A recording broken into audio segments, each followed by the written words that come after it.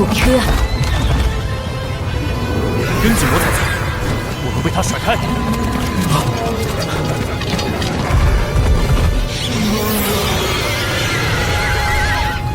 哇，黑暗来势好快，得赶紧躲进宫殿里。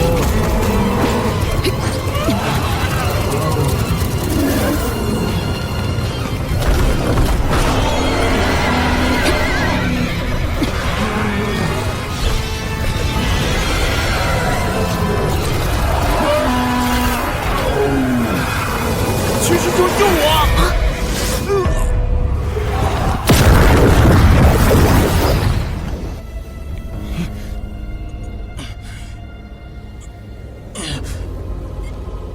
屈师兄，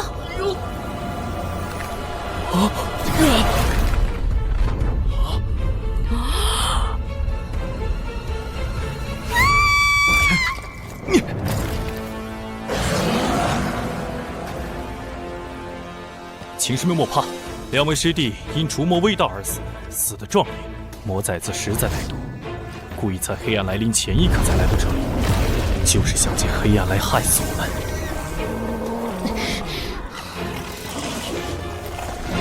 明明是你们平白无故追杀我，结果追到天黑，自己把自己害死，与我何干？屈师兄，杀了他为师兄们报仇！别动！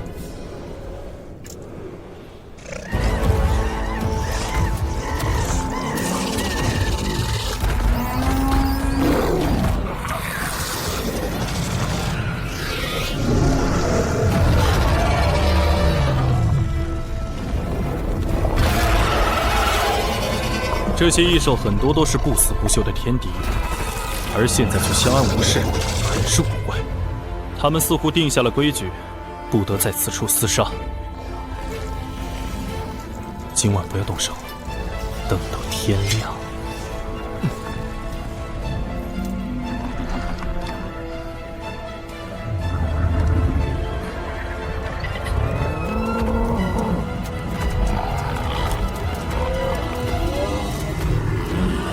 大虚祖训第2条，在躲避黑暗的地方，所有生灵都必须和平相处。爷爷和婆婆说的没错，若兽真的有灵，他们也会遵照大虚的规矩行事，甚至比人更安全。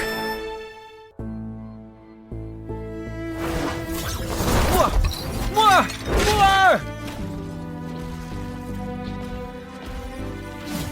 糟了糟了，木儿不在村子里，他怎么还没回来呀？我背着石像去找。你们不知道他的去向，现在再出去找也没有用，天已经黑了。可是该教他的我们都已经教给他，他只要学会，就能够在大虚活下来。木儿，你一定要聪明啊！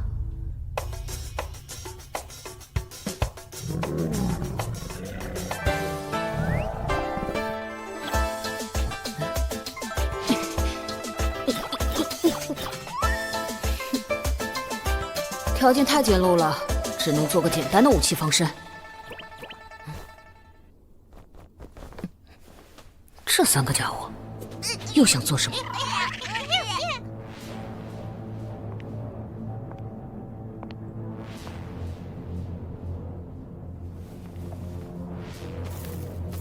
屈师兄，你看，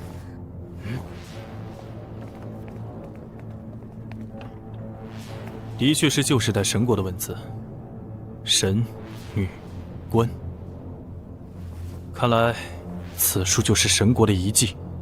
神国是黑暗来临之前那些神建立的国家吗？他们消失后，从前住的地方就成了遗迹。难怪遗迹能抵挡黑暗。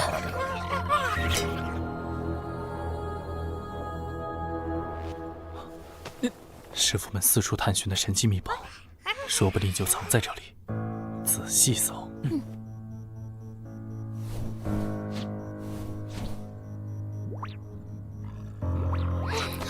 不行，万一他们得到厉害宝物，我就麻烦了。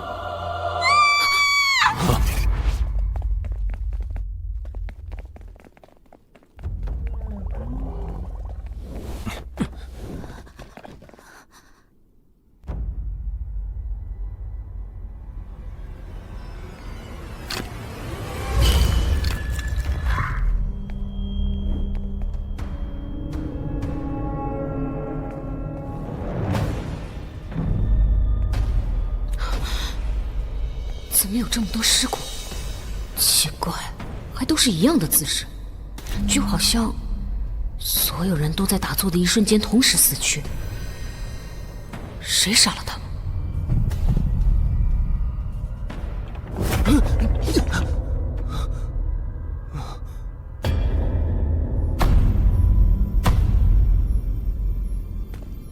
屈师兄，你看，他们手里都是了不得的异宝，尤其是这枚神珠，全离间派的宝物加起来也不及它的1/1000。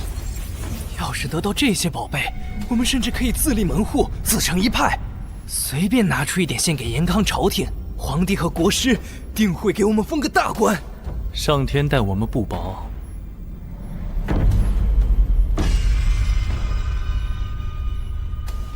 五师弟，你去将神珠取来。是。什么正道？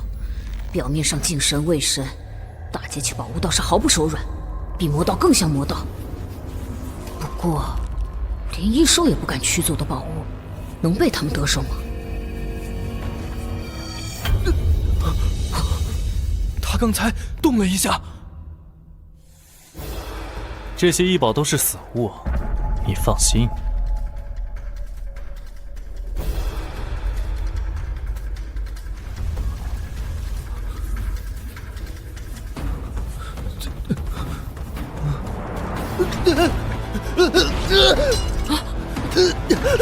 救命！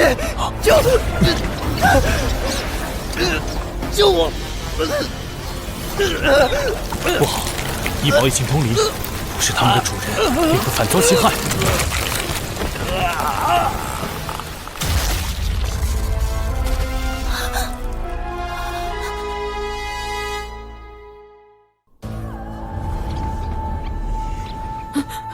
屈师兄，如今离将无子，只剩你我2人了，这要如何向师父交代？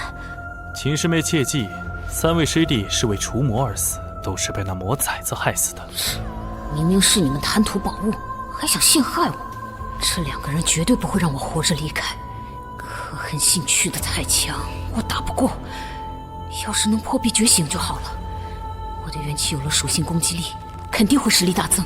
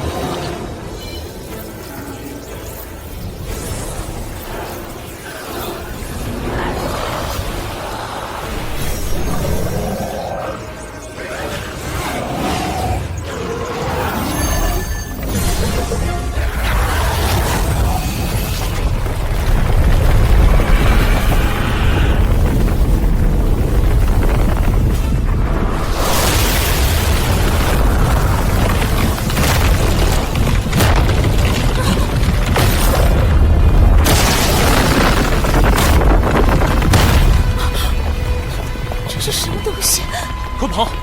我是来惩罚大虚了，这是真正从异域来的魔族神奇。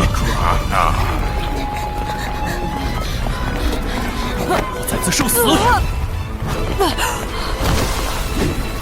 糟糕，魔神盯上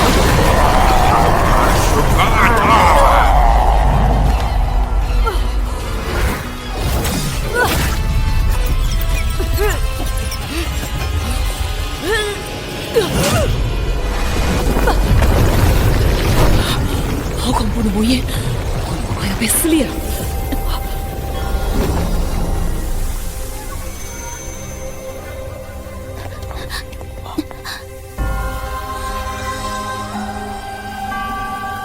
归来机，弯顾天。归来机，应安经书。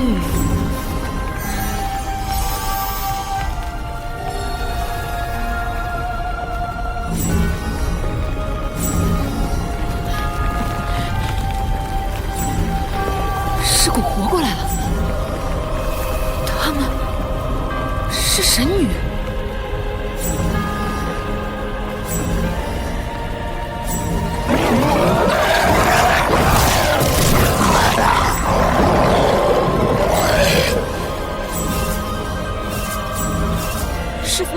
神抛弃了大虚吗？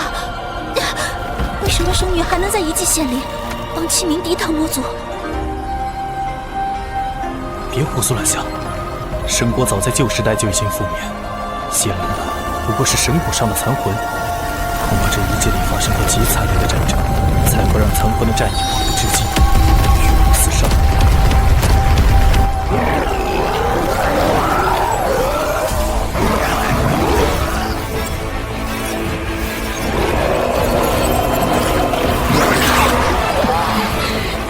神在用生命交战。工兵端去，无需干预。这声音和阻挡我破壁的声音好像。难道我的灵胎壁是被神音封印的？刚刚似乎也是因为魔音，才让灵胎壁破出裂纹。要是学会魔音，我就能破壁觉醒了。天快亮了，姓屈的肯定不会放过我。我必须在天亮前觉醒霸体。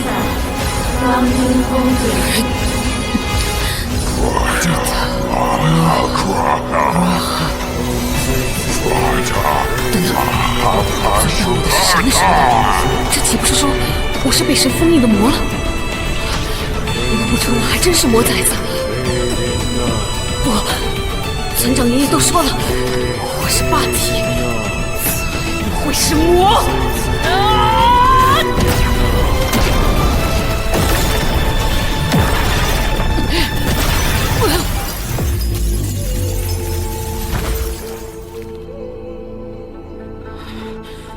再来！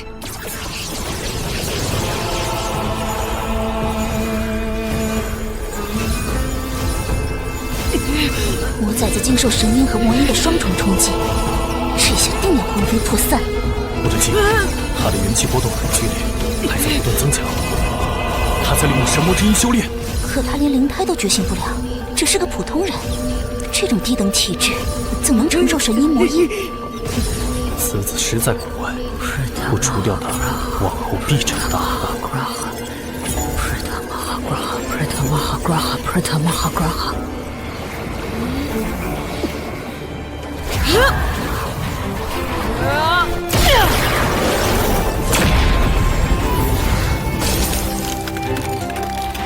灵胎壁裂了，好精纯的元气，这就是灵胎神藏的力量吗？天虽赐给为人呐，天虽赐给为人呐。什么？竟然还能愈合？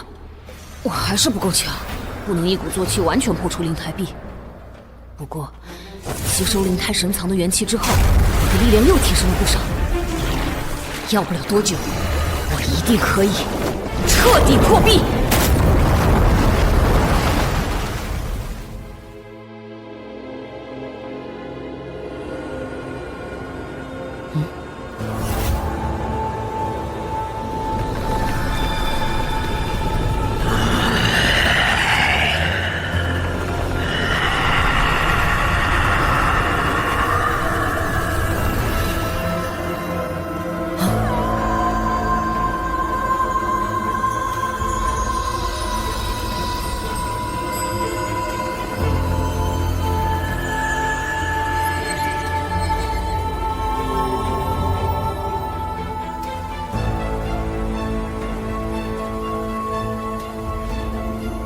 神女姐姐，我不知道你们为何而死，为何复生又消失，但是谢谢你们，在夜晚守护着大虚。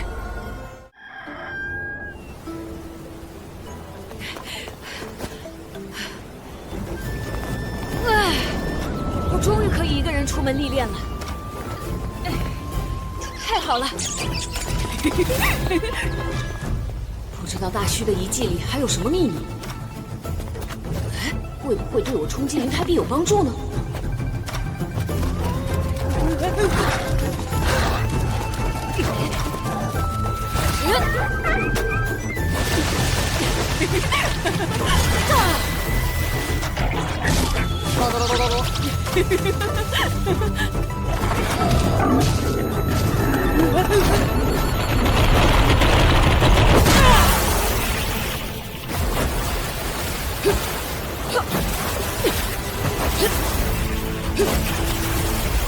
雷音八世第一式，只身东海，挟春雷。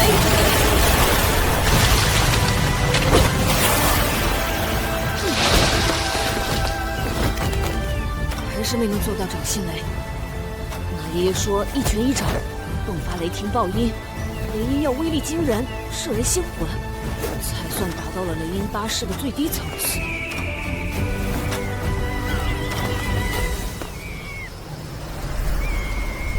遗迹，这里是永江下游，我不知不觉竟然跑了这么远。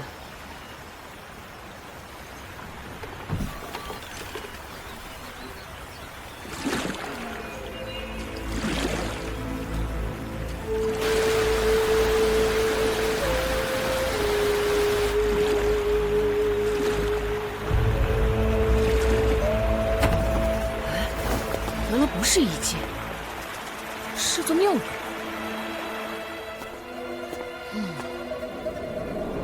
这些链条锁住了一个铜像。奇怪，大墟里多是龙王庙，这座庙里的铜像却不像龙，也不像神，反而有点像传说中普度众生的禅尊。瞎爷爷说，进庙烧香拜禅尊是规矩，我没有带香，只能在庙前歇脚。小生残老村人，家住在永江边，借宝地歇脚，惊扰了此地主人，心中不安。还有，木儿，你要是在荒郊野外落了单，千万记得说一句话。啊！瞎爷爷是老江湖，他说的话肯定不会有错。小生自幼体弱多病，庙里若是有神女姐姐，莫要来害我。嘿，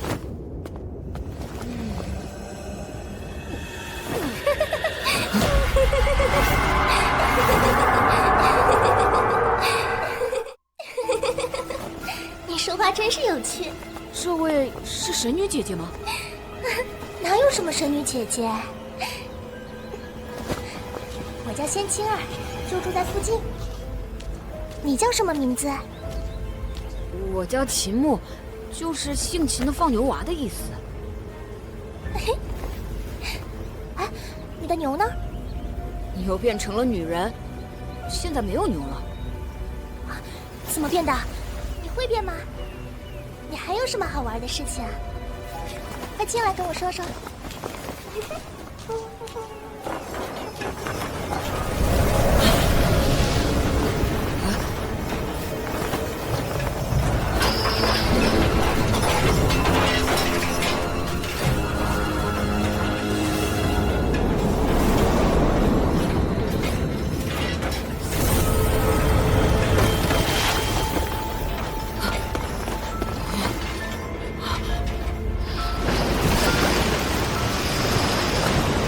带香不能进去参拜。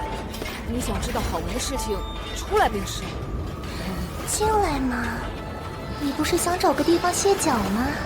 进来休息一下嘛。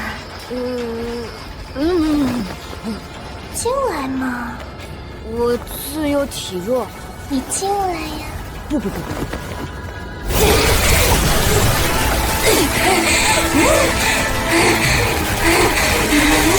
我进来！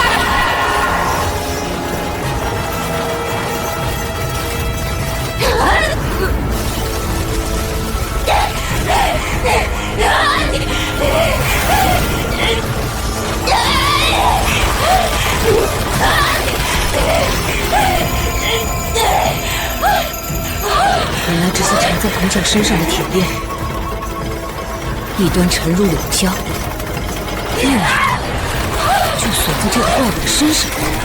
天杀的贼畜！你修成的禅尊，除了自己可这样吗？老娘就想吃饱喝足，你偏不让！你死老娘不成！贼畜，你不是想动我吗？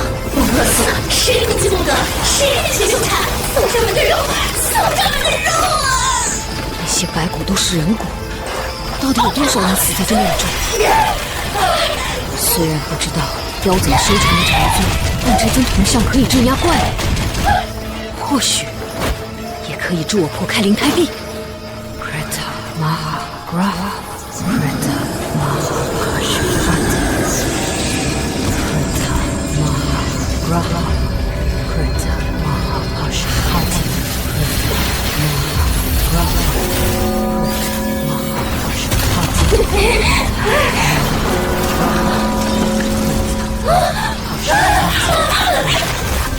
邪魔外道，胆敢在本尊面前放肆！这尊铜像竟能活过来！念诵魔音，无法无天。我以禅音降你。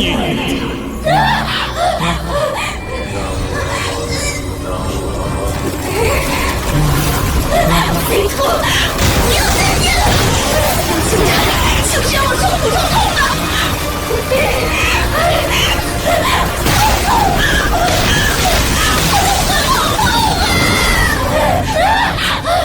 好强的禅意！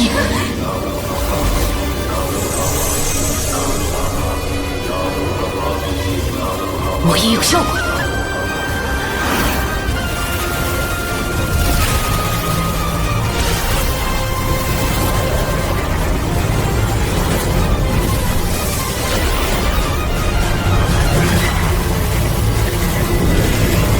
神音被禅意分散了，好机会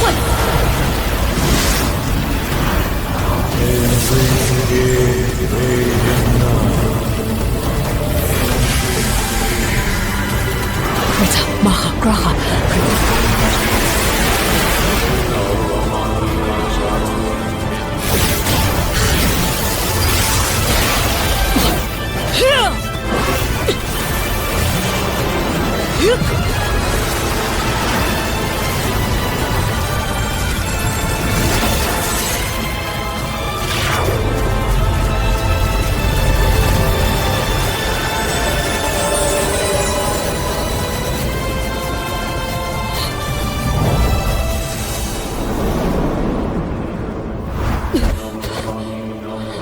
成功了！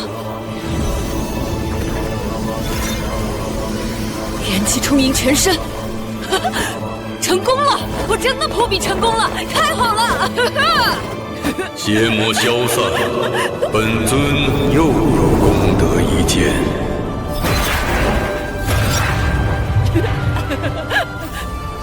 太好了！太好了！奇怪，听爷爷们说，应该有4灵模样的灵胎才对，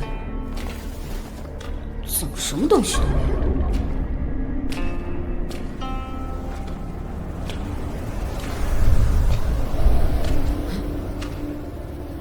那是什么？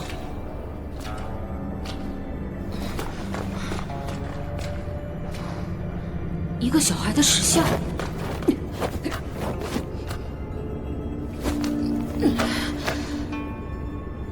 难道这个石像就是灵胎？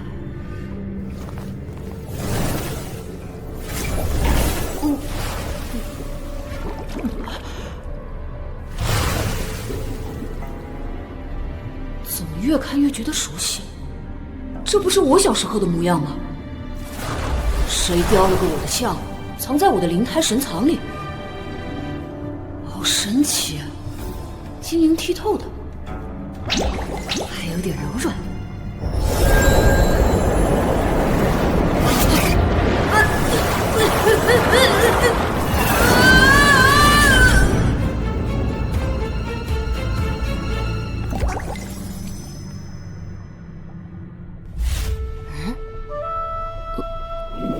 怎么回事？哎，发生了什么？我的意识进到了石像里，石像果然是灵胎，我的霸体觉醒了。奇怪，元气怎么还是没有属性？不会会也被神封住了吧？回去问问爷爷们。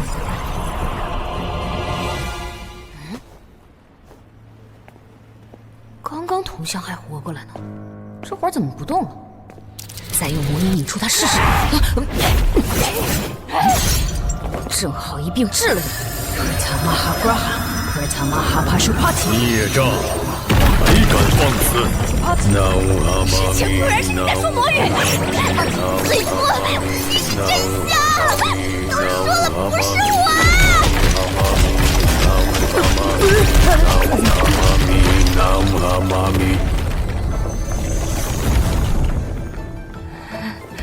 好小子，你居然敢这么对老娘！别念了，别念了，饶命，饶命！哼！魔音一停，又没动静了。说是镇压妖怪，又放任妖怪把人骗进来吃，到底打的什么主意？贤青儿，你这庙里都有什么宝物啊？哪有宝物？宝物都被贼偷弄走了。不过他倒是落下了挺多经书。经书？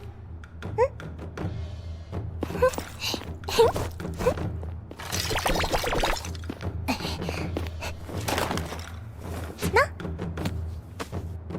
小雷音宗，这名字和马爷爷的拳法雷音巴士好像。贼头想教老娘念经，哼！老娘找了个带读。没别的了？没了，就这些了。他妈！哎呀，我确实搜刮了点好东西。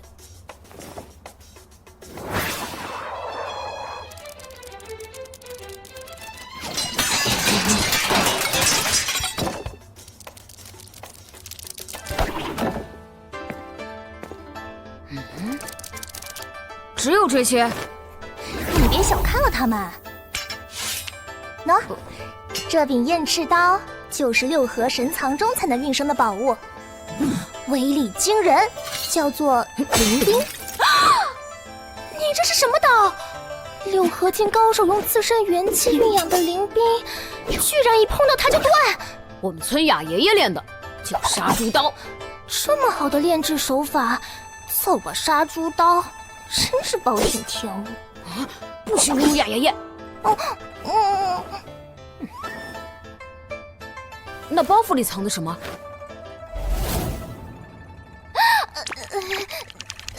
没什么。你都有那么好的兵器了，肯定瞧不上我这小玩意儿吧？婆婆说了，凭本事到手的东西，一定要通通带走。谁教出来的放牛娃？老娘实录还敢打劫老娘，无法无天，真是无法无天！老娘与你们不共戴天，总有一天我要报仇雪恨，誓不罢休！你有没有在听啊？你就跟那贼徒一样，臭不要脸，欺负我一个弱女子，你气杀我也，气杀我也！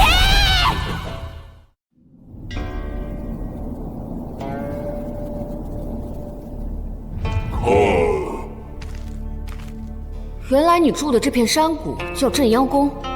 龙爷爷说过，殃是殃的谷字，由戴家的犯人象形而来，是灾祸的意思。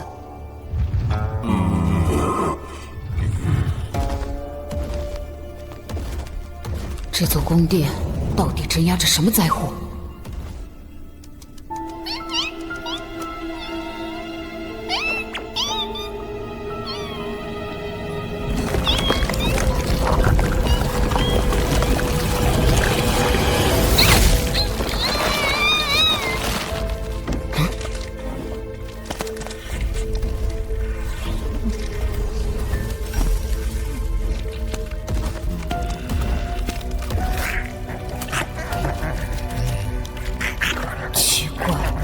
这里没人啊，怎么会有咀嚼的声音？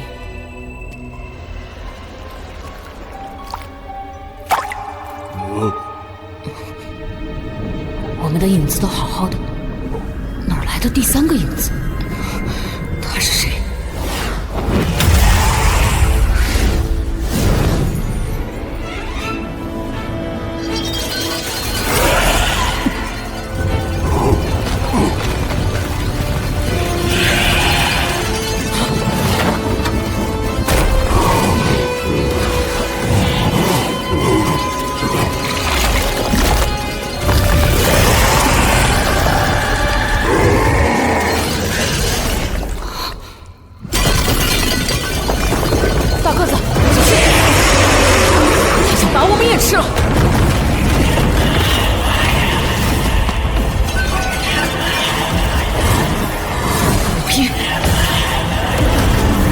是魔的影子。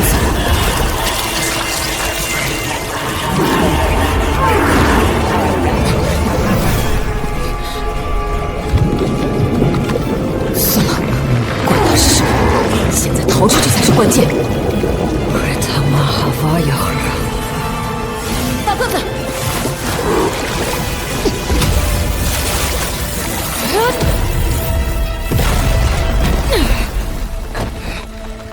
这句魔语竟能让我体内的全部元气瞬间爆发，助我成功施展出掌心雷。不过，这招太过强大，让我也同时力竭了。竟然会念魔语，是我从后背，真可笑。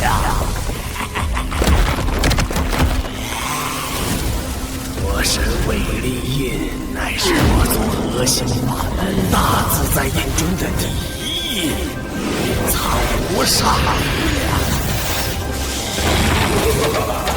你手中却如此虚弱无力。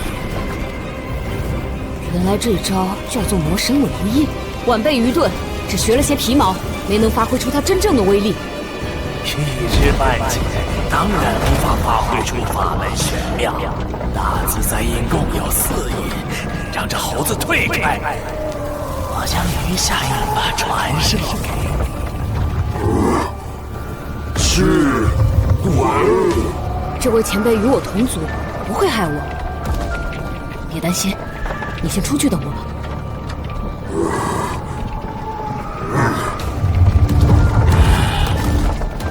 小子，你靠近些看，我只教你一遍。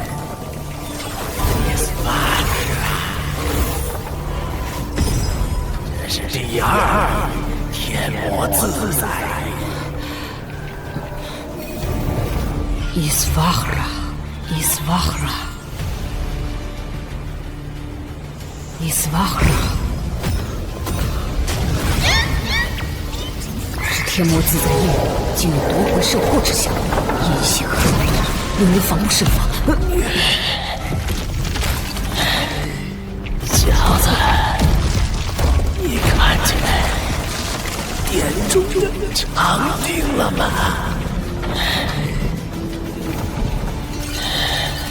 他们的力量始终压制我。时间不多了，你进来吧。我怕你看不清。前辈放心，晚辈眼力尚可。第3印，大智慧印。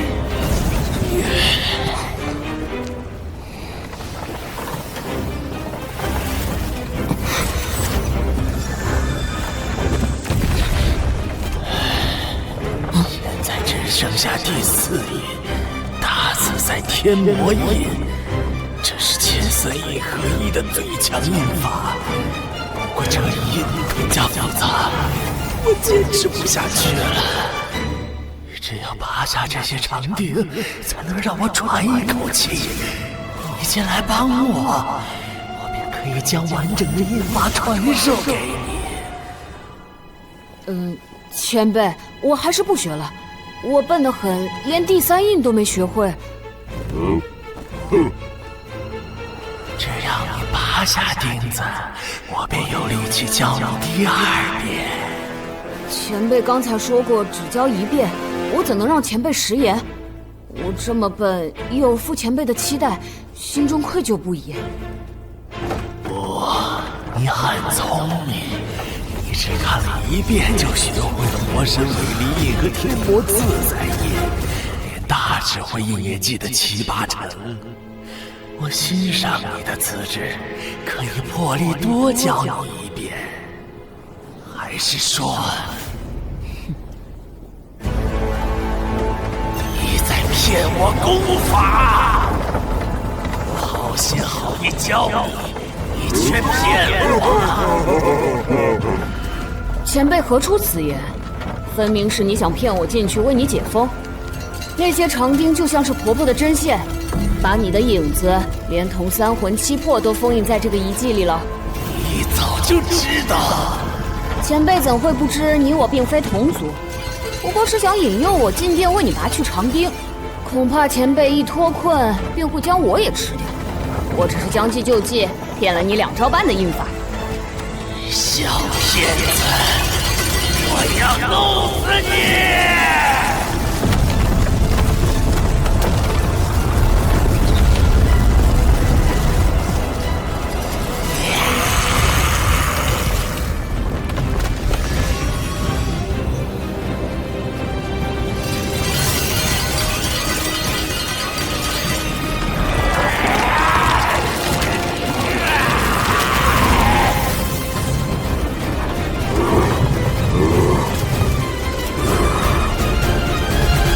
还想骗我？我可是被瘸爷爷从小骗到大的，连婆婆给我买的糖葫芦都被骗去了无数次。你以为我们不是同族？想的太简单了，年轻的小魔头，你与我是一样的。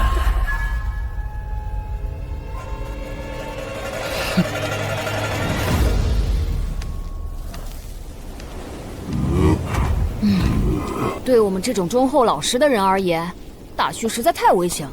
是鬼，大鬼，小鬼。里面那个确实是大骗子，我可不是什么小骗子，不过是从小吃亏才勉强学得机灵一些。大个子，这个地方你怕是不能再住了。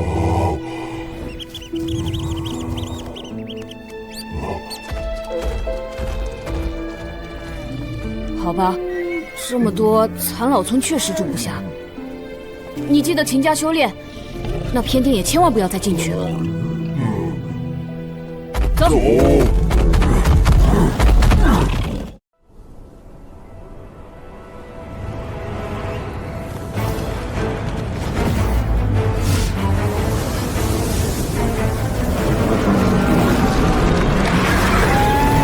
兄弟，你们家的婴儿都是一出生就死了。对，既然能怀孕临盆，不可能全都出生就死，恐怕寨里藏着不干净的东西，一直盯着婴儿，在他们出生时下杀手。啊，这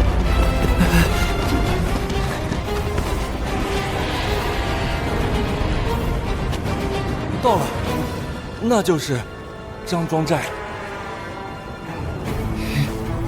这个寨子怎么没有石像？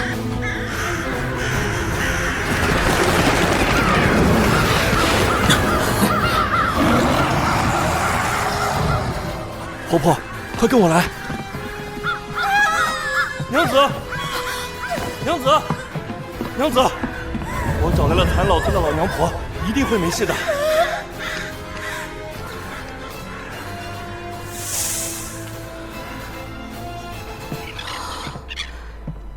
怪不得房子都建在树下，原来石像被缠在树里。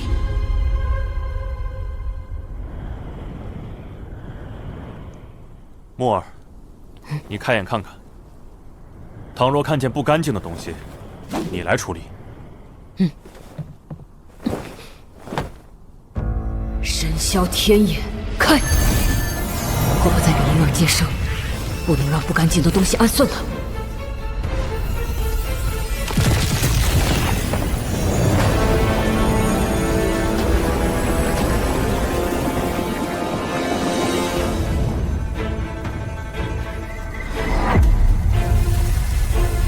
这棵树长得那么旺盛，但叶子却黑黑的。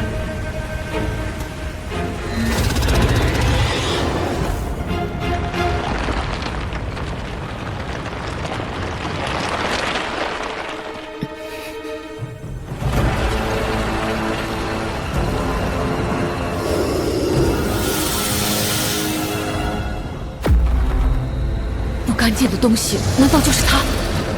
他不是石像里的青龙神吗？他只是躲在死去神迹背后的蛇妖，一直隐身藏在树冠里，吸食那些婴儿的生命。羊水破了，多烧些热水来。哎，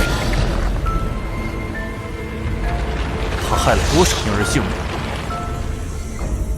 就因为这尊神祇挡在面前，你就不敢杀了？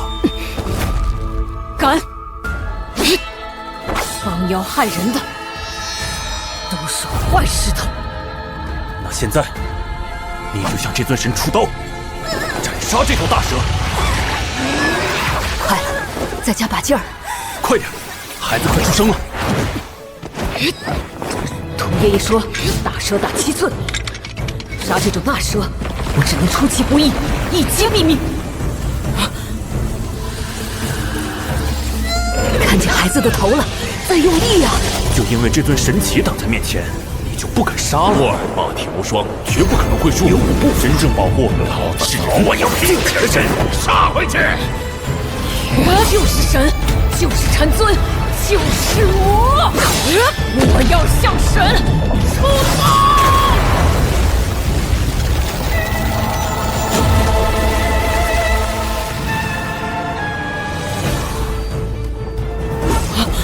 找到了，7寸，心脏的位置，生出来了。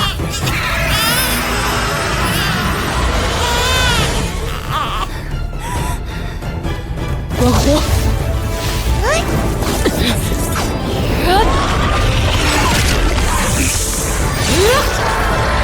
杀尊刀法第2式。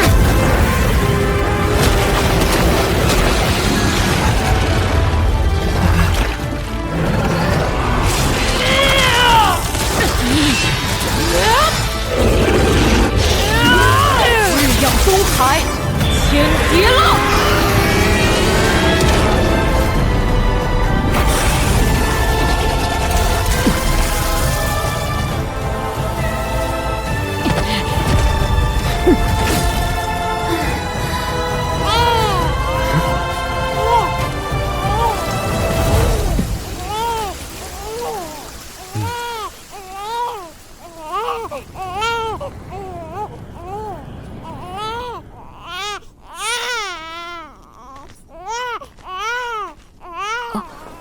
婆婆，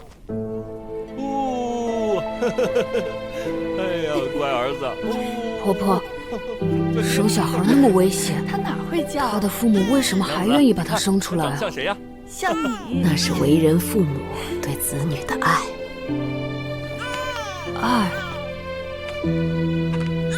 那我的父母我的宝贝儿子，为什么又丢下我呢？也许他们亦有苦衷。那时，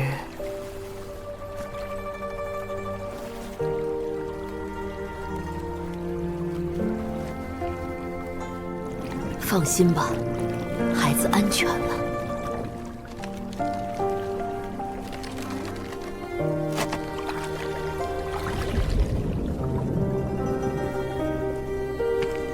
她是我的母亲吗？我不清楚，他始终在江水里保护你，直到我将你捡走。这枚玉佩从小就戴在你身上，应该是你父母留下的。或许有一天，你能靠玉佩找到他们。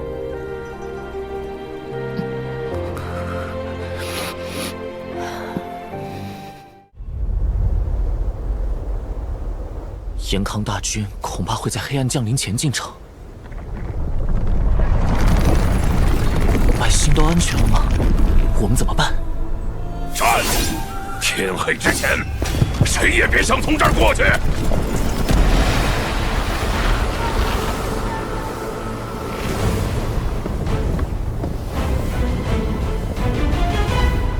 是什么？黑暗将至，怎么还这么亮？天杀的，那是什么鬼东西？老子住在大墟这么久，还是头一次见。注意警戒，大墟神秘莫测，不知又施展了什么邪法。那是什么？船？传说是真的，果真有这艘船。耀西爷爷，你们回来了，也就是说，百姓都安全了。婆婆和虾爷爷呢？瞎子留在庙里以防万一。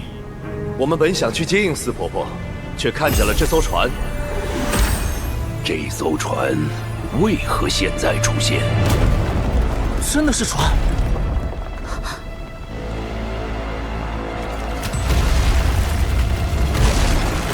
这不会是严康人造出来攻打大墟的吧？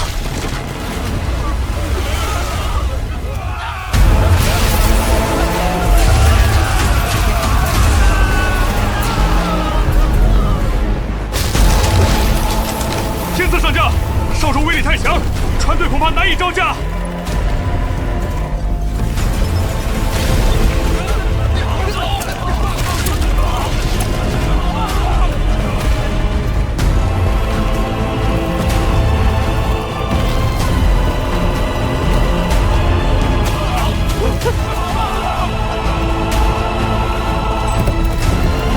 一艘被巨人背着的船。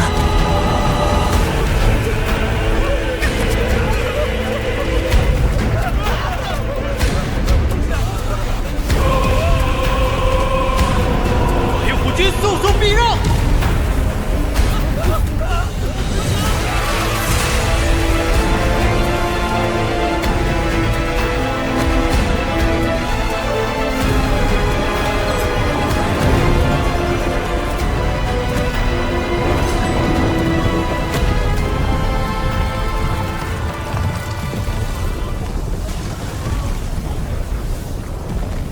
这艘船竟然在驱赶严康军队。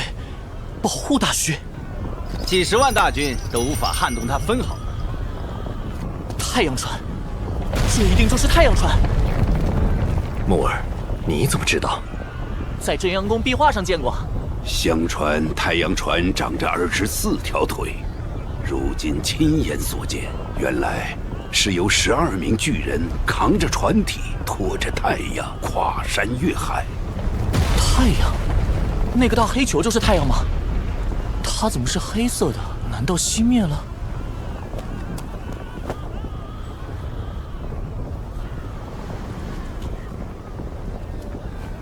哑巴，我觉得你说的对，那不是真正的太阳，而是黑暗降临前那个时代的生灵炼制的宝物。宝物？那它为什么熄灭了？这是鬼！人生的岩浆的鬼！快逃啊！这难道就是大墟中的古老怪物？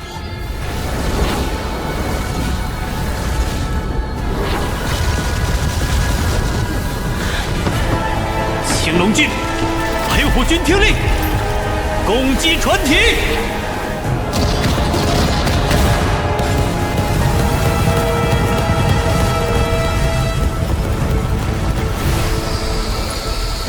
朱雀军全体闪开！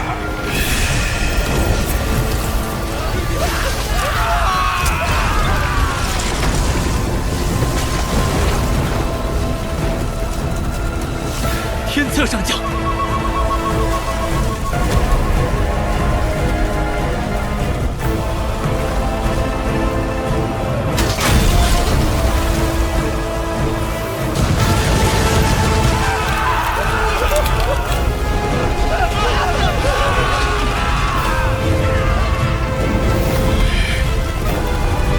玄武军听令，施法降雨灭火。天策上将，玄武水柱一靠近巨人就被全部蒸发，无法灭火。袁出云，集结全军，先行撤离。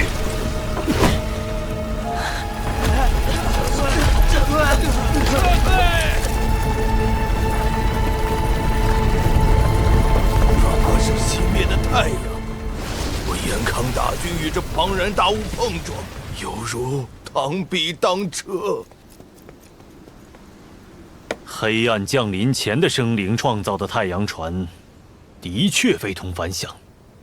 如果这轮太阳重新点燃，将会是何等壮观的景象！神的气息，这艘太阳船上竟然还有活着的天神。船上好像有人，一个好大的巨人。相传太阳船上住着一群放牧太阳的神族，他们叫牧日者。他们之中驾驭太阳船的神叫做太阳手。可大虚是神器之地，神抛弃了大虚，为什么太阳船和太阳手居然现在出现，保护大虚？神存在于世，神域对延康国的约束亦难以撼动。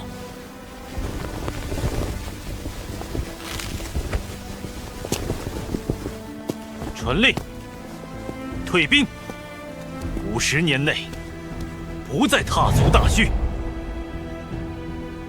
国师，这只是暂时的。太阳船不可能永远保护大虚，天神会死，牧日者也早已没落。50年后，我延康国应该有一统大虚的伟力，现在不宜硬碰硬。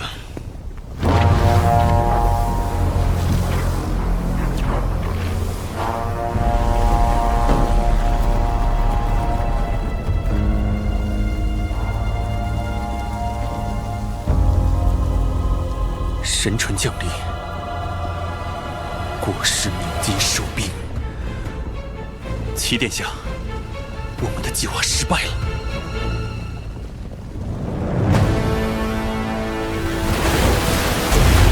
撤！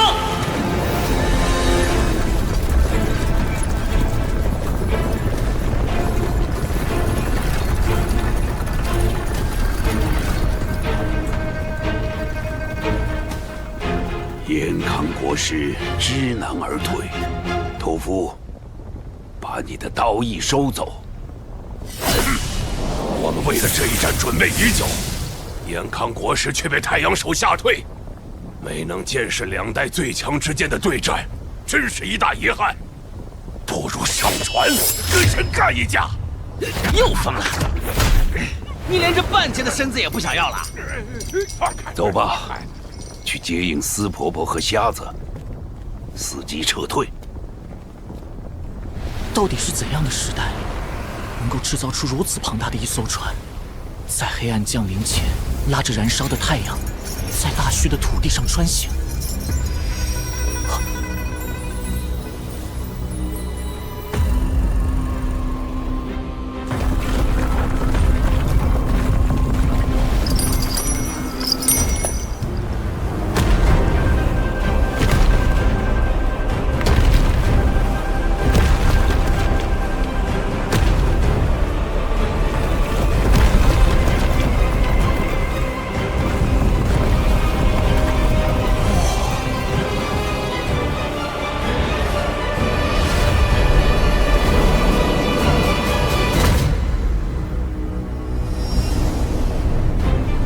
你的玉佩很奇怪，有种不凡的气息。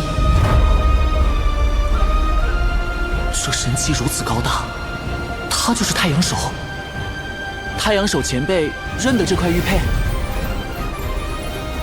前辈，我才不是。族长爷爷，能不能让他上船来？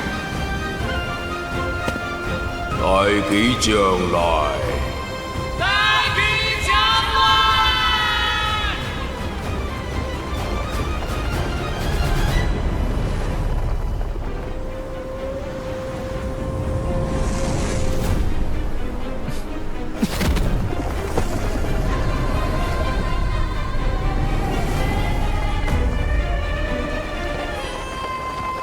木耳这小混蛋太野了，神的船也敢上。哪里来的神？连残老村的孩子也敢抢！老子杀！对方没有恶意，让木儿去。那艘太阳船上的也不是一尊神。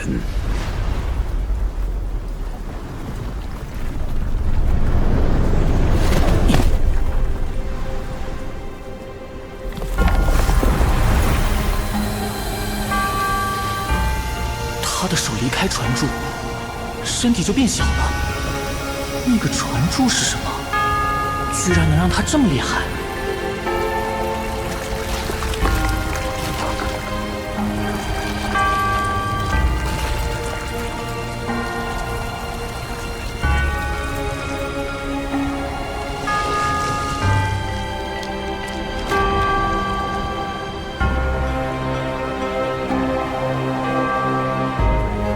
竟然是个小女孩，她看起来似乎很疲惫，怎么回事？她的双腿是和船融为一体了吗？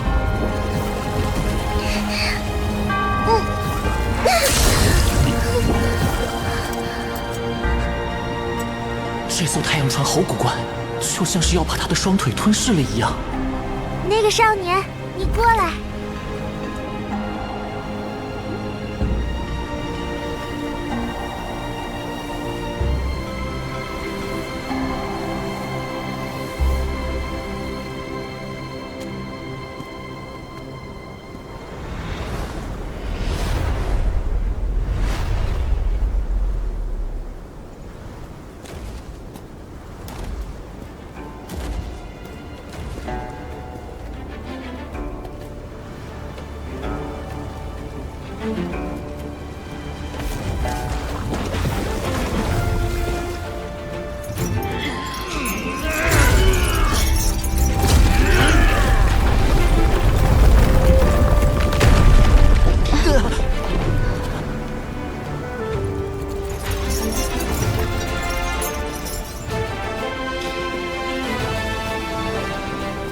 天天撈劍，嚟到輕輕經過。配將配馬配山盡，想係無憂香嘅頭層。配將配馬配山盡，想係無憂香嘅頭層。你们说的是神语？你们是神吗？难怪能把延康大军惊走。我刚才威风吧，不过那都是靠太阳船。我握住船柱，和太阳船融合在一起的时候，力量就像是神奇一样，才会把坏人吓跑。你刚才有被吓到吗？吓到了，只怕连延康国师也想不到，驾驶太阳船的不是神，而是一个小女孩。对了，你们刚才看着玉佩在说什么？族长爷爷说，你这块玉佩的烙印，非神，非魔，亦非禅尊，应该来自无忧乡。应该是你父母留下的。或许有一天，你能靠玉佩找到他们。玉佩来自无忧乡，我的父母会在无忧乡吗？无忧乡在哪里？无忧乡极为神秘，只有在黑暗笼罩大虚时才会出现。我们也在找那个地方。你们找无忧乡做什么？据说锻造太阳船的人去了无忧乡，找到无忧乡，就有办法重新点燃太阳。你们的太阳就是那个大黑球吧？我们的太阳熄灭了，所以我驾驶太阳船的时候，船会汲取我的气血，让我越来越瘦小。等到我没有力气的时候，就会被太阳船彻底吃掉。我爹就是这么死的。你的腿这么瘦，是被船吃了？这是驾驶太阳船的代价。别说我燃烧生命启动它，它把神力借给我。但如果太阳能够点燃，太阳船就会汲取太阳的力量，还会反哺太阳手，我就会变得很强壮。要把太阳点燃，或许只有真正的神才能做到吧。忘了自我介绍了，我叫严晶晶，你叫什么？我叫秦牧，牧就是放牛娃的意思。你是放牛的男娃，我是放太阳的女娃。严晶晶，就是很多火，很多太阳。我出生的时候像一轮太阳，娘亲被我身上的火焰烧死了。族长爷爷给我取了这个名字，希望有天我能重燃太阳，用太阳启动太阳船，这样大家就不会死了。你们为什么一定要驾驶太阳船呢？因为我们暮日者被任命为太阳手，就是要驾驶太阳船，放牧太阳。我们要用太阳去和入侵者打，和魔打，和黑暗打。是谁任命你们为太阳手的？什么？我也不知道，那是很久很久以前的事了。反正到了现在，暮日者里已经没有神了，族里只有我能与太阳船融合，于是我就成了这一代的太阳手。其他暮日者怎么不来和你说话？他们好像很害怕你。可能是我太虚弱了，他们怕伤到我。要不是太阳船吃了我太多气血，我也能长得和他们一样大，能和他们一起玩。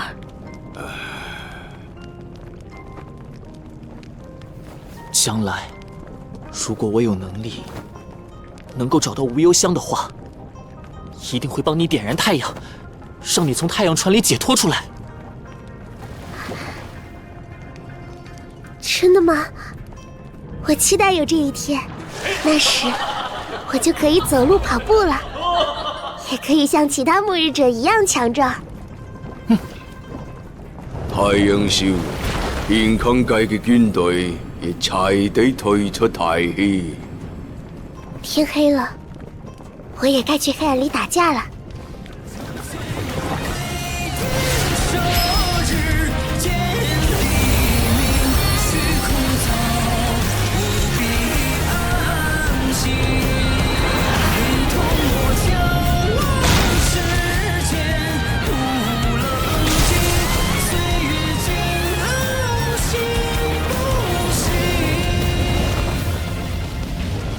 太阳船都是从星宿海离开，然后从太阳井那边出来。你想找我的话，就去太阳井。从太阳井日出，再到星宿海日落。我记住了。太陽少快唔記幾多年啊！若以真氣無要向來下，請一定找到他。你將係捱到重現太陽嘅最後希望。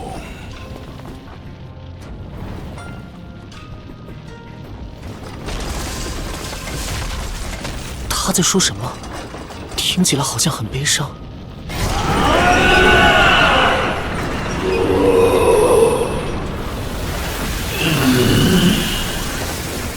快看！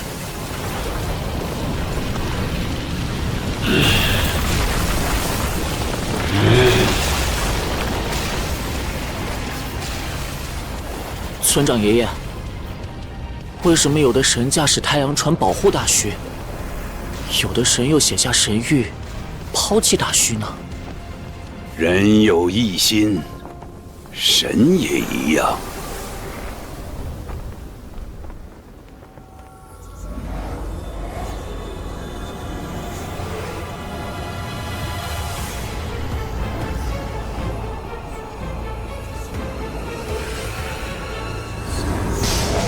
无忧香。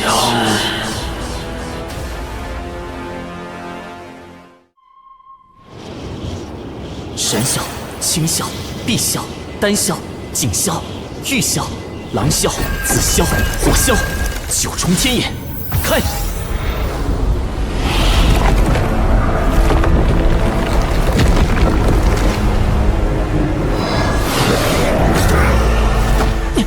魔，好多好多魔！莫怕。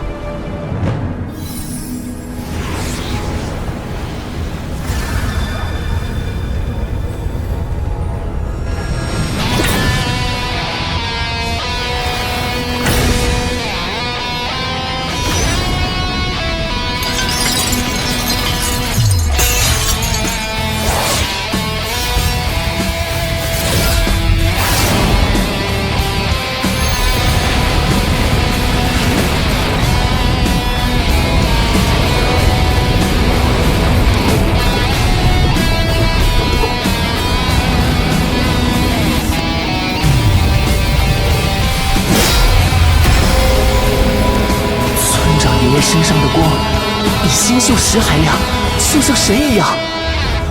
不对，村长爷爷更厉害，是活着的神奇。我就知道，老头子还是老头子。哼，沉寂了400年的剑神，终于要出山了。木儿，我们走。婆婆放心，我们一定会平安回来的。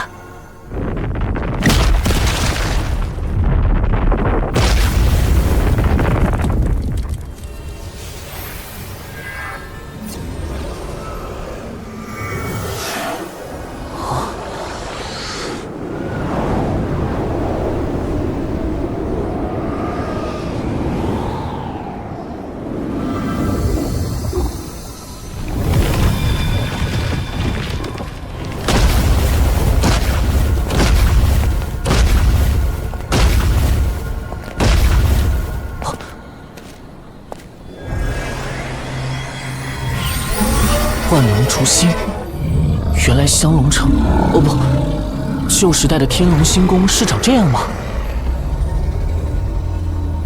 不可分心，黑暗危险异常，跟紧我。奇怪，刚才还能看到很多魔，现在反而一个都没有了。前面好像有道裂缝。不对，是4道，看起来好像是指甲。等等，5个指甲，4道裂缝，难道那裂缝是指缝？那个声音又来了，地面也在轻微的震动，就像地也在呼吸一样。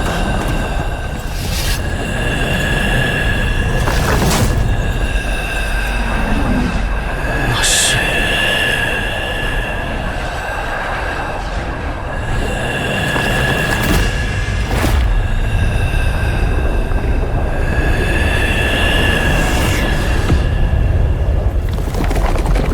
危险！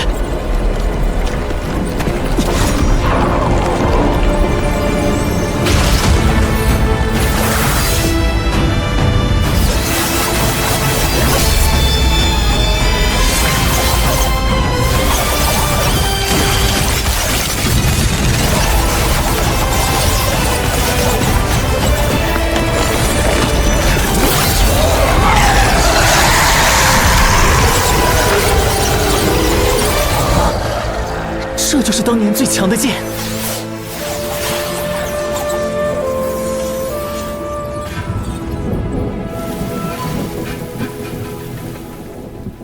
木儿，当初我是在永江源头进入暗界的，我们便去那里寻找无忧香。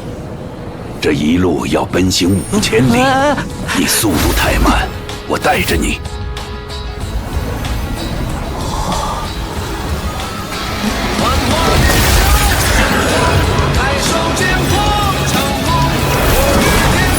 好快！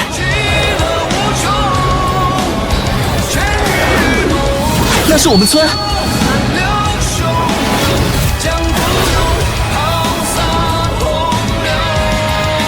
诶，永江龙王的龙骨在那儿，这就到永江龙宫了吗？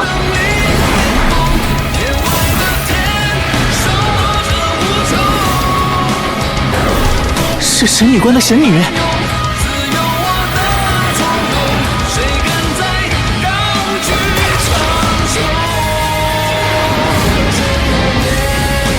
奶奶庙的海眼龙王，他们怎么跑出来了？这是要去哪里？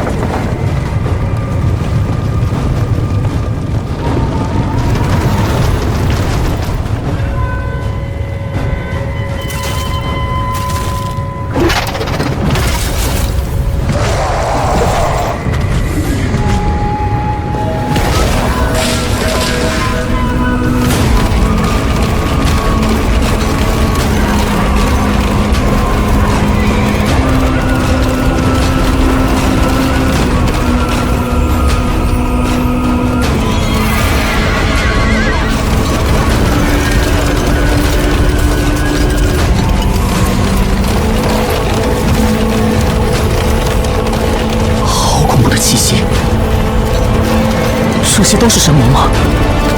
不，他们是神魔的尸体。尸体？死去的神魔竟然全都复活了！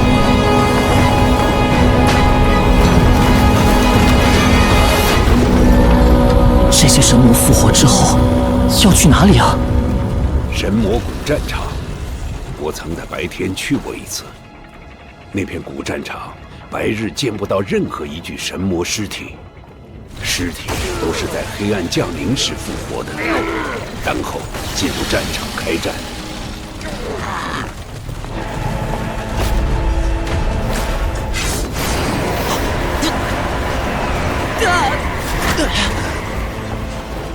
好可怕的神魔之力！他们每晚都这么打，这得打了多久？2万年。多神的仇怨才能打2万年的仗，连战死也要继续打。神魔打仗死去，只怕会引来那个无比古老的死亡世界。莫尔，赶紧隐蔽起来。死亡之后还有世界？那里叫做幽都，是一切生灵死后，一切世界毁灭后的终极归宿。他来了。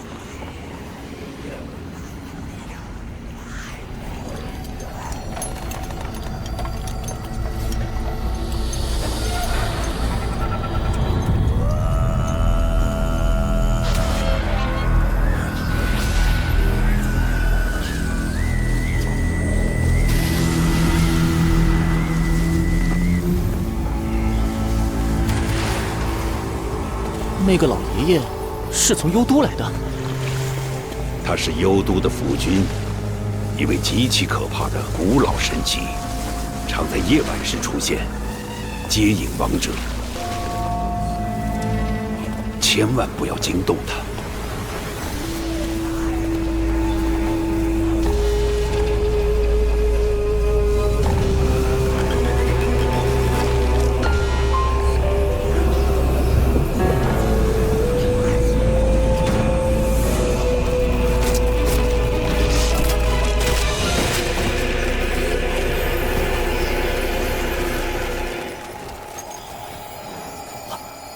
玉佩有了反应，他好像在给我指路。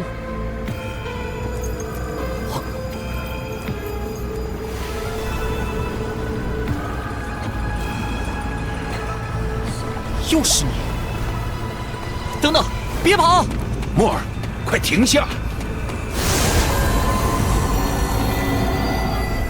生者止步！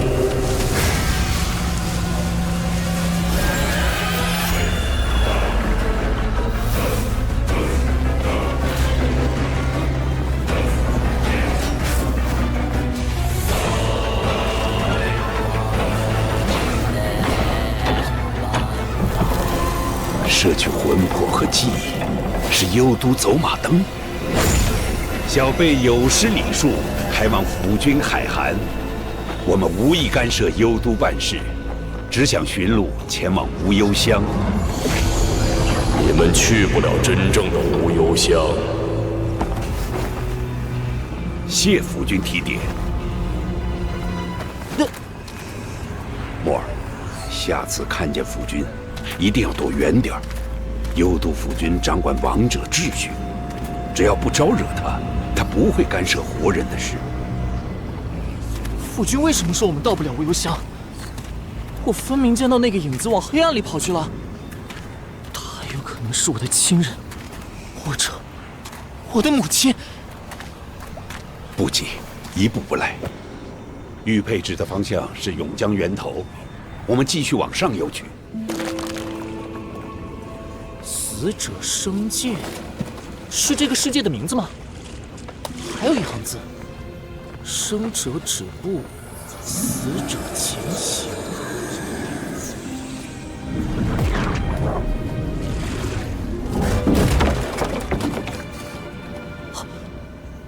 我怎么变成骨头人了？村长爷爷，你……生者可以死，死者可以生，这便是死者生界。二位，请。颠倒生死，竟有这样奇妙的事件！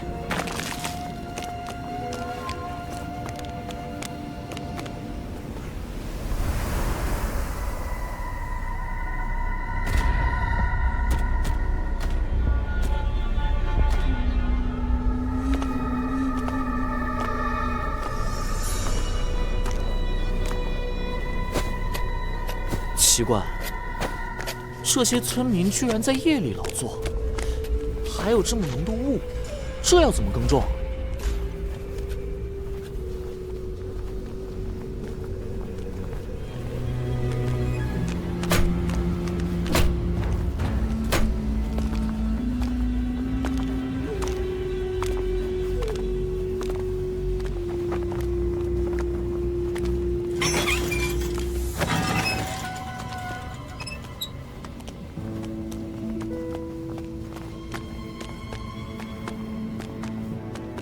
村长爷爷，他们怎么这样看我们？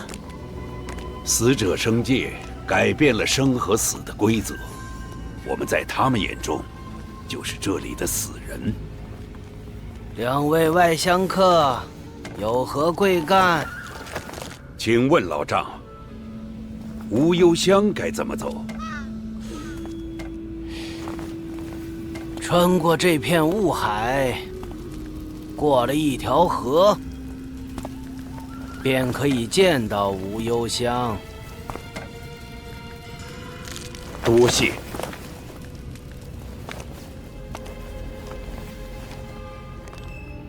村长爷爷，这里有古怪。你看到了什么？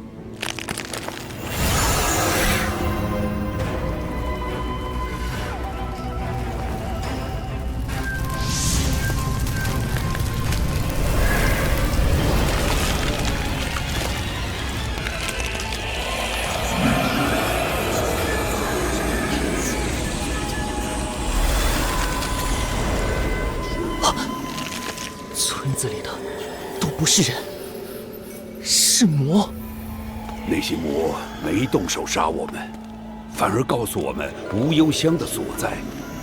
他们想做什么？难道无忧乡是魔的地盘？别瞎想，魔怪一向狡诈，尤其善于蛊惑人心。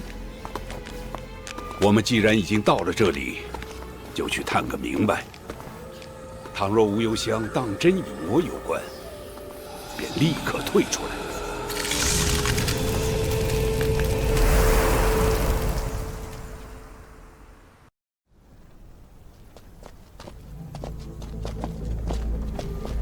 我们已经穿过雾海，老丈所说的河，应当就是眼前这条。过河便是无忧乡。河里究竟是水，还是火？这要怎么过去？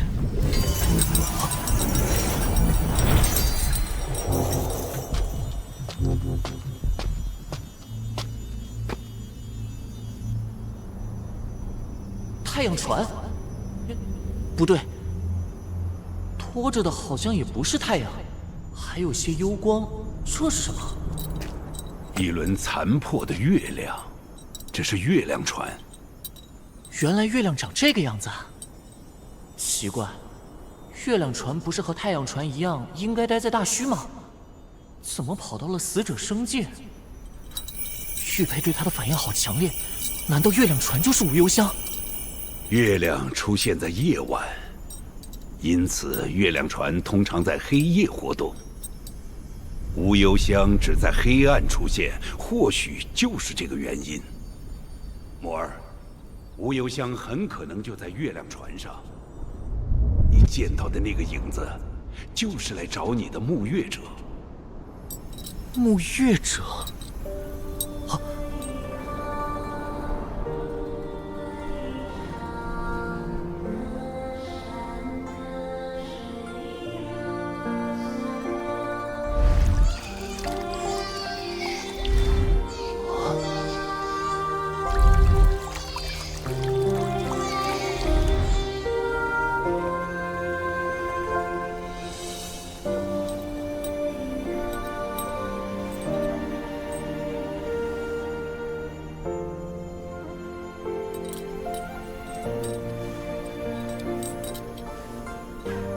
村长爷爷，我们回去吧。你不去相认吗？万一她是你的亲人，你的母亲？我看到的不是女子，是一个魔。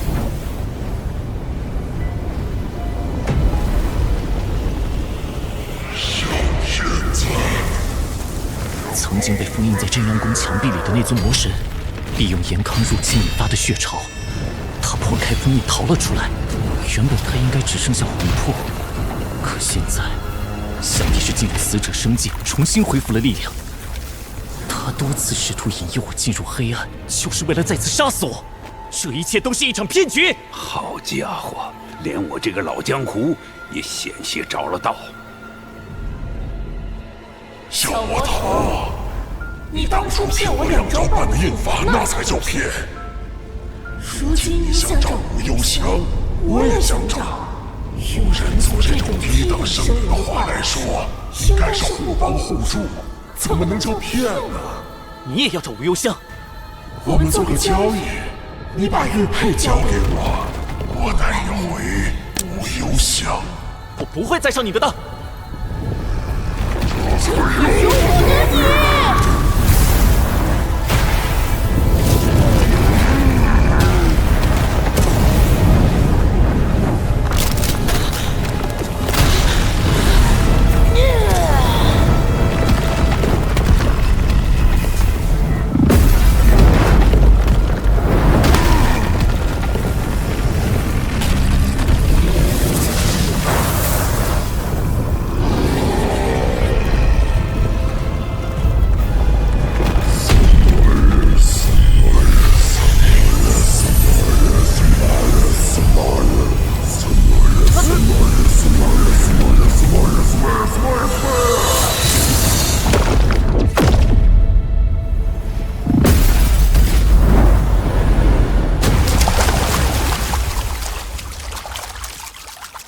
魔神去哪儿了？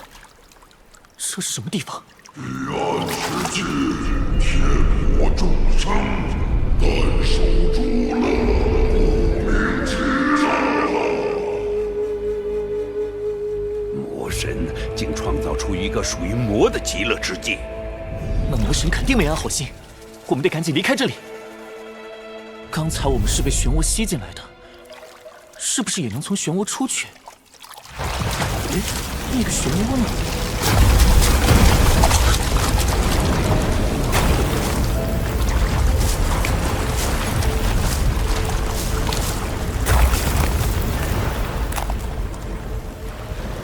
村长爷爷，您话不是禅尊做下圣物吗？里面怎么会运生出魔？这恰恰证明了魔神的心性力量之强，竟能污染莲花，将之炼化为邪恶的魔莲。一旦沾染，禅意堕魔。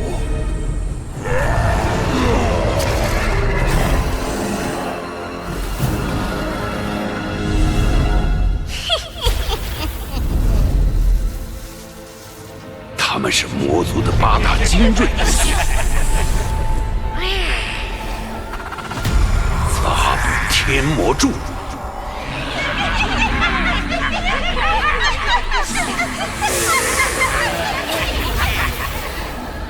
摩尔，取我一根发丝，系在腕上。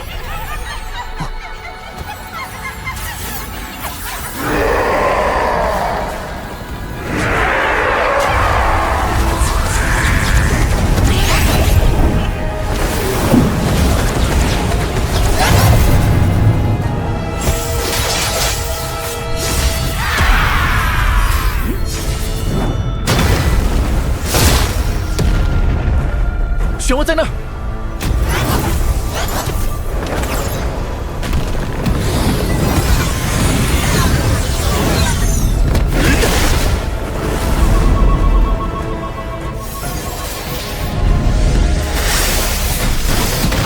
这些利刃的形状好奇怪，不像兵器，倒像是牙齿。难道？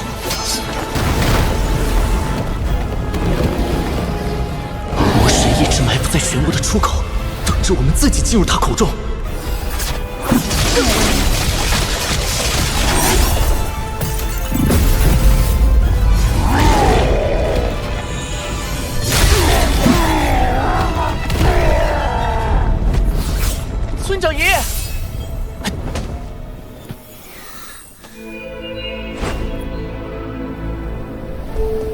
又是这个魔村，此地非常诡异，我还是从上空避开为妙。穿过村庄，就是死者生界的界碑，在那里能坐骸舟离开。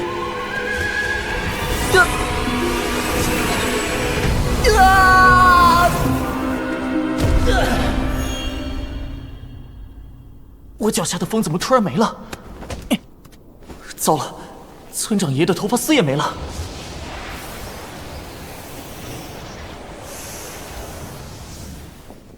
小娃，没有找到无忧香吗？要去界碑，这魔村是无法避开了。看来你的爷爷倒是找到了。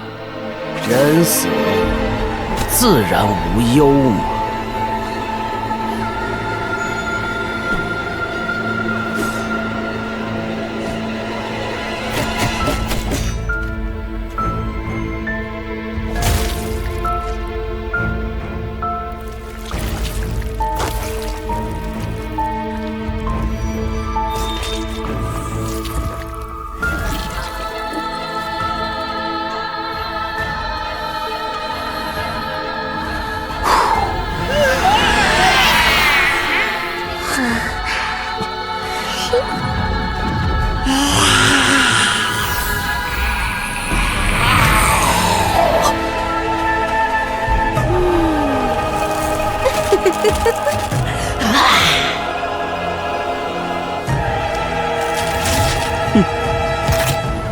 又是天魔八部的这些怪物们，你们长得都一样的丑陋，杀了一群又来一群，真的是阴魂不散。是了，这个鬼村子的村民也都是天魔众，现在我不得不杀出去了。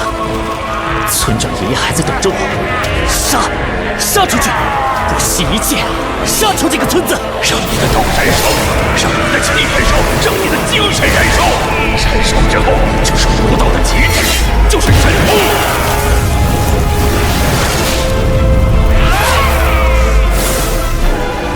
只要东海天敌浪。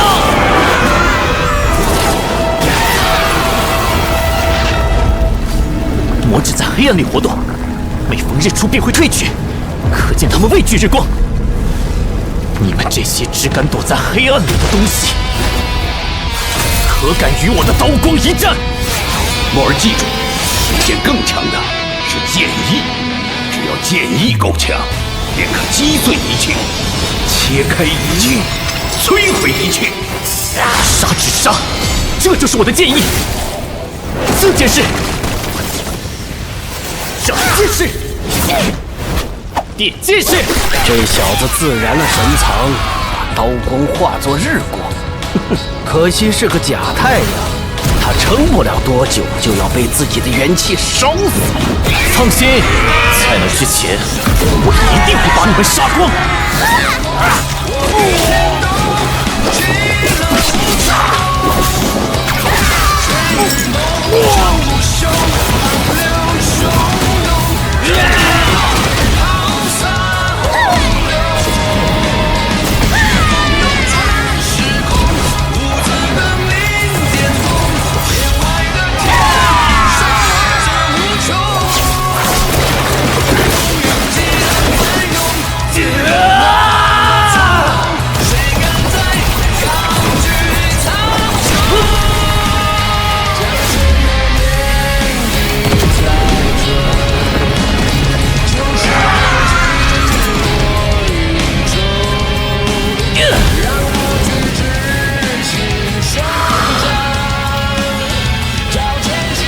亚爷爷和土爷爷留给我的元气都耗光了，神眼也无法开启，没力气了。你的元气已经枯竭，骨头都快被烧成灰，连拿刀的力气也没有。再跟我打，你只有死路一条。你死了，你的玉佩我们一定会好好保管。用它找到无忧香，再涂进无忧香祭你。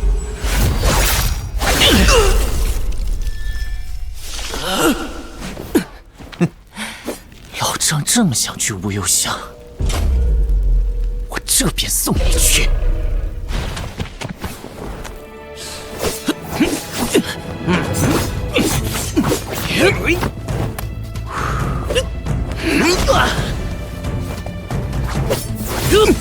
奔跑着恢复元气的功法有意思。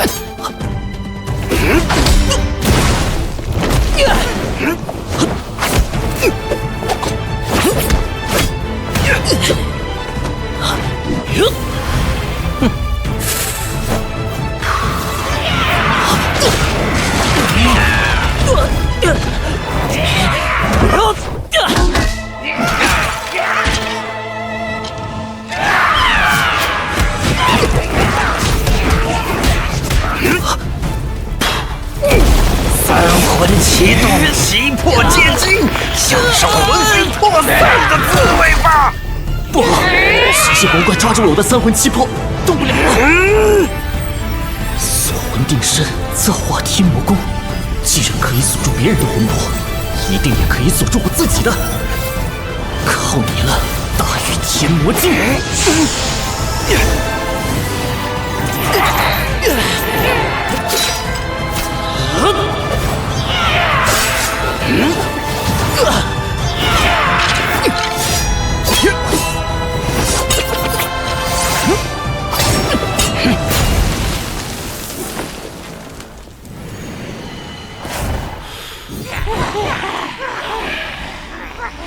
自封魂魄，居然把魔功用在自己身上，小娃，你倒是开创了一种新玩法。不过魂魄锁在肉身里，也把魂魄受的伤带到了身上吧？你都快散架了。龙爷爷的话被魔血腐蚀，我只剩下大禹天魔镜和地蝶了。地蝶的用法尚未可知，现在能拿来作战的只有大禹天魔镜。对了，是靠白虎元气。白虎元气可以将身体和武器淬炼得如钢似铁，无坚不摧。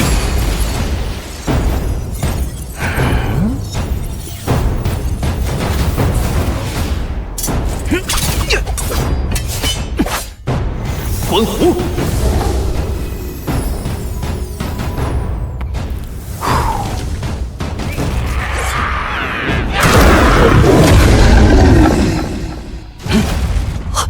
成了。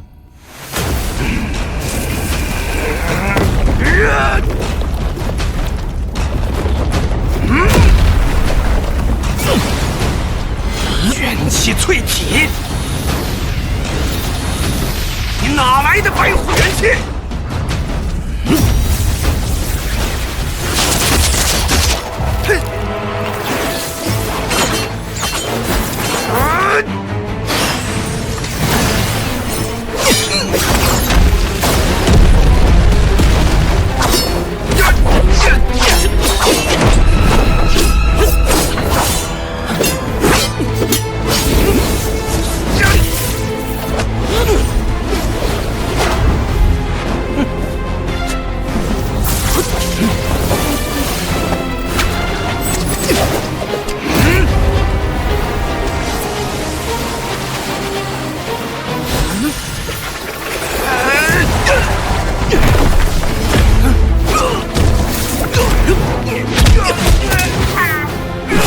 小小丝线也想求助我？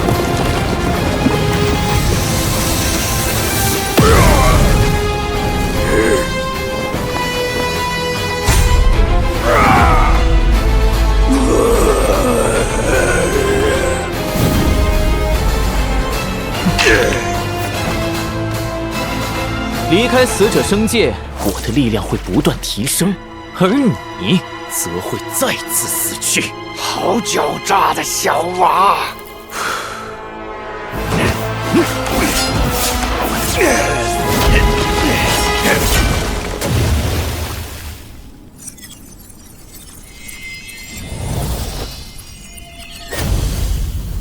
这个魔虽然暂时被我吓退，但随时有可能杀回来，得抓紧时间。不知道村长爷爷现在到哪里了？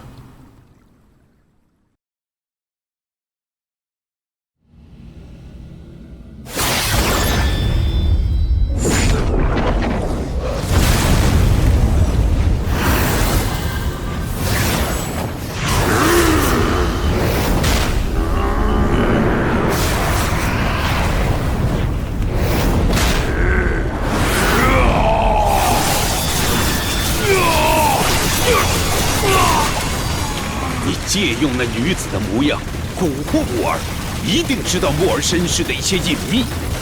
说，你以为你养大的那个小子是个什么东西？他与我是一样的，一样的。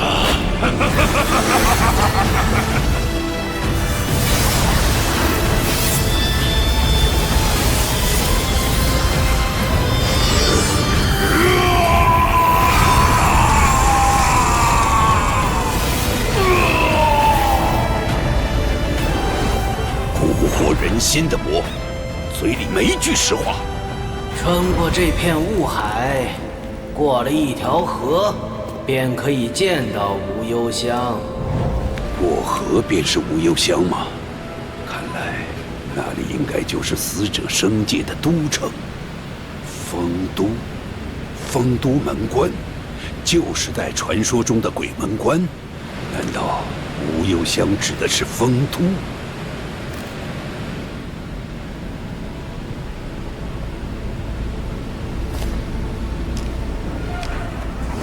这里是丰都的死者圣界，活人禁区。你是活人，不应该来这里。你也不是死人。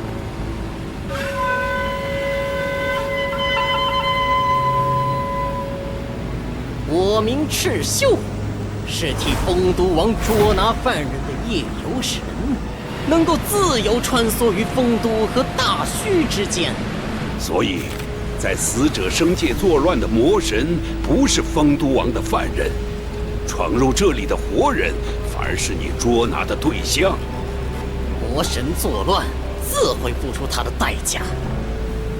你想离开，也必须付出代价。什么代价？丰都王很欣赏你。他有个要求，你死后属于这里。人死之后，不是应该归幽都府君管吗？幽都府君掌管王者秩序，只要不招留他，他不会干涉活人的事。丰都王为何要与幽都府君抢死人？黑暗降临前，大虚的死人就都归丰都管。现在也是。原来丰都在黑暗降临前也是大虚的一部分。丰都王和太阳手一样，直到现在仍在履行神职。考虑好了吗？死者生界，生者死界。外界的死就是这里的生，死后还能在这里活下来，何乐而不为？我答应。不过，你先回答我几个问题。你问，我未必会答。无忧乡在丰都里吗？不在。那无忧乡在哪儿？为何木耳的玉佩会对月亮船有反应？那艘月亮船是无忧乡吗？月亮船出自无忧乡，那上面生活着一个死人，你去问他。死人？这死人为何留在月亮船上？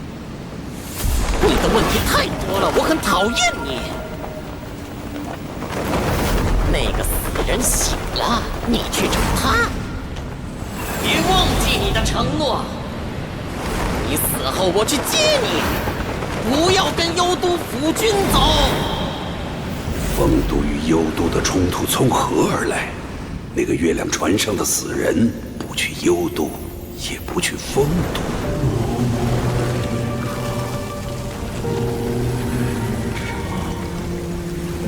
又是这首歌谣。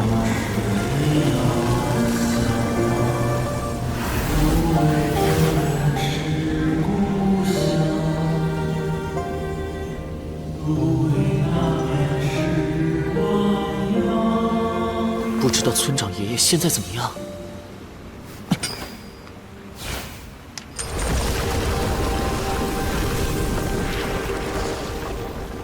村长爷爷的本事这么大，一定会平安归来。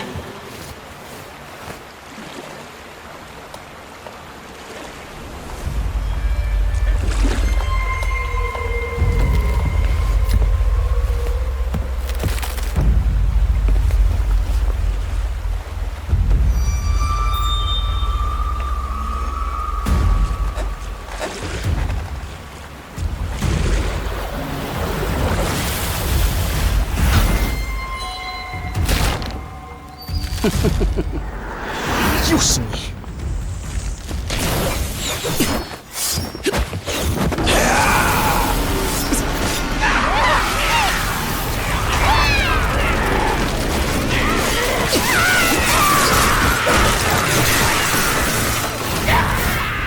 留下吴永祥的玉佩，或者留下你的命。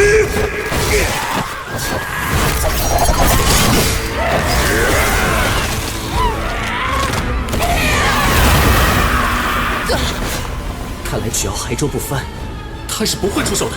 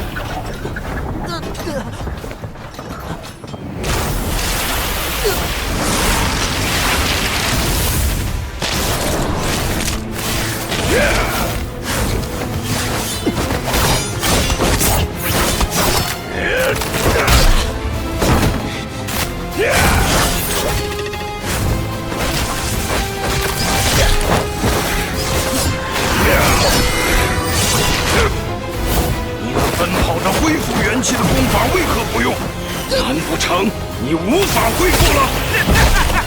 就是你靠近的这一刻。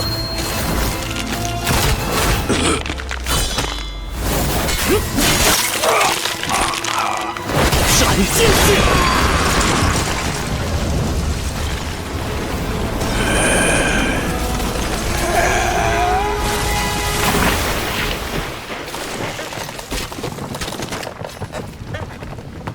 你在水中随着骸舟潜伏游动，我一直看在眼里，只等着你自己送到我的剑上来。瘸爷爷教我不能走空，这是个好宝物，却是人骨制成的，我不要。你爷爷死了！临死还要诅咒我们？村长爷爷的强大，是你无法想象的。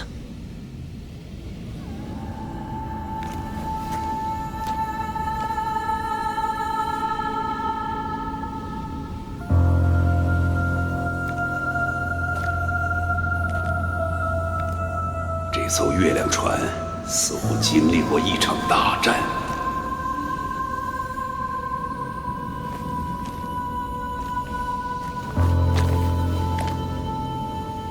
驾驭月亮船与黑暗中的魔怪交战的巨人，他们是沐月者，同沐日者一样，有着放牧月亮、驱散黑暗的使命。木儿的体型外貌与他们完全不同，看来他不是沐月者。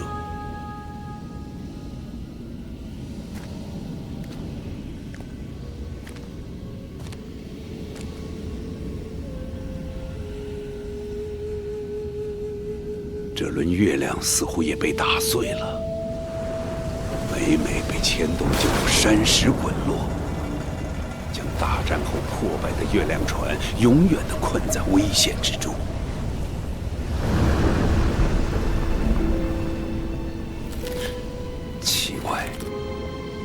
前听到的声音应该来自月亮船上，为何不见其人？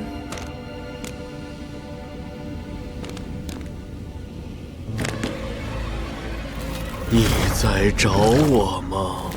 你是与月亮船融为一体？你是月亮手？月亮手，月亮手，对，我是月亮手，我是月亮手，我是月亮手，我是月亮手。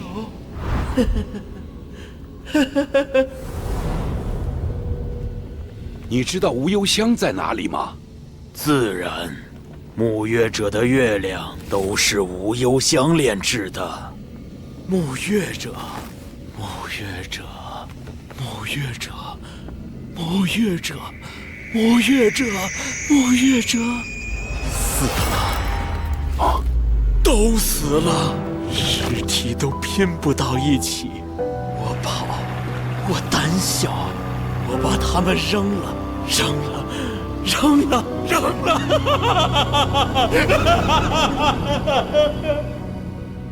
唉。他已经疯了，问不出什么了。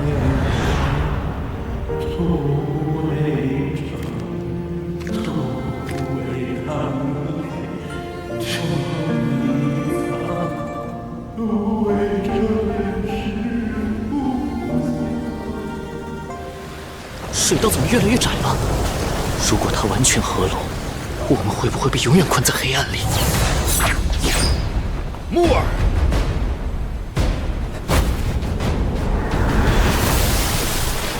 村长爷爷，你终于来了！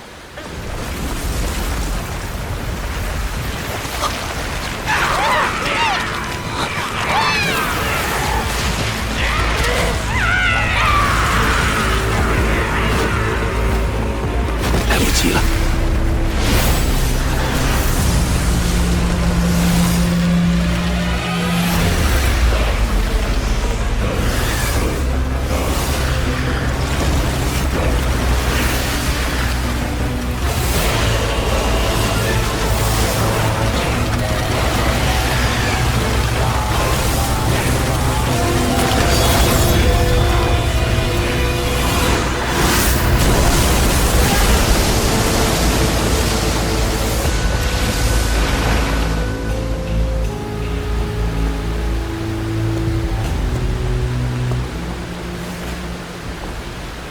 瀑布里的水道又消失了。昨夜，死者生界的入口在这里开启，天一亮，入口就会关闭，死者生界也不知会飘向何方。木耳，多亏你细心，留下丰都币。只可惜，哪怕有玉佩的指引，也没能找到无忧乡。你的玉佩感应的不是无忧乡，而是同样来自无忧乡的月亮船。我找丰都的人打听过了，这里没有无忧乡。丰都，那是死者生界的都城。你们去不了真正的无忧乡。真正的无忧乡，恐怕比这死者生界还要神秘。你想找到自己的身世，还得再等一等。